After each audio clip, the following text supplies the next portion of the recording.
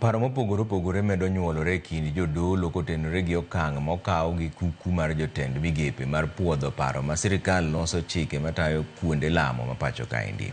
Paro ni ne ogol gi aput motelne kod Mutava Musyimi manochuogi bang' kane oganda mahewo 400 noyud ringregi e bungu ma Shakahola. Lydia Okeyo nigi ler mar wachni.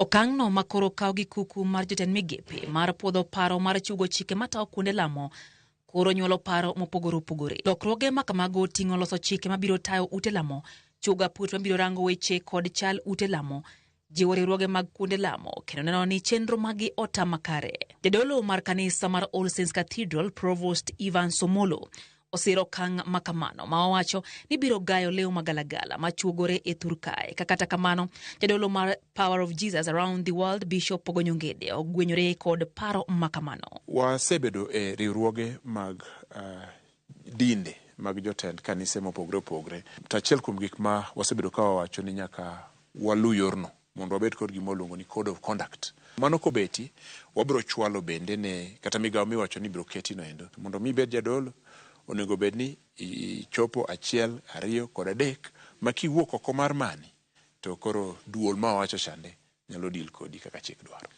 Gima miyo sirikal donjo gini onge tiende kech government ni kod all mercenaries magi nyalo ng'ego movement mar ji nikech gin gi sub chief, gin gi kidhedhe, to gin gi ji mabe nie kor gweng' mong'e gik katimore.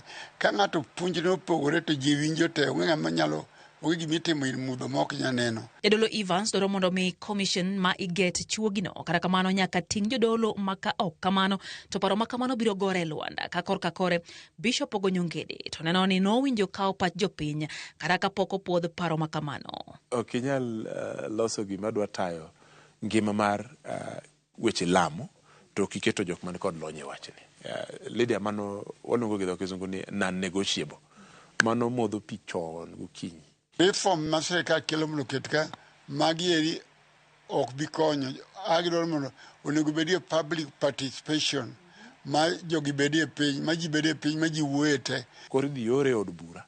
Kose yore od bura to kamiti mochung' e weche giki biro chako kwanyo pach jo Kenya.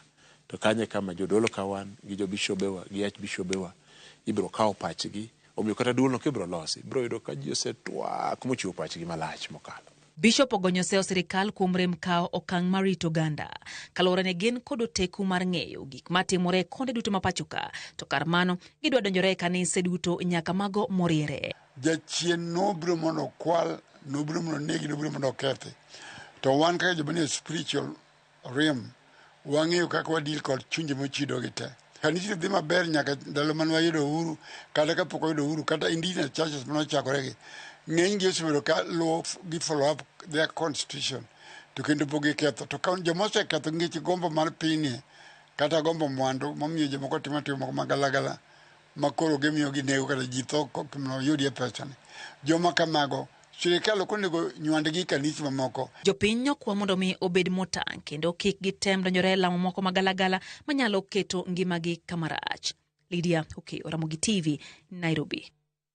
Apisa machon mar lweny Patrick Osoi gikone nochwale nyim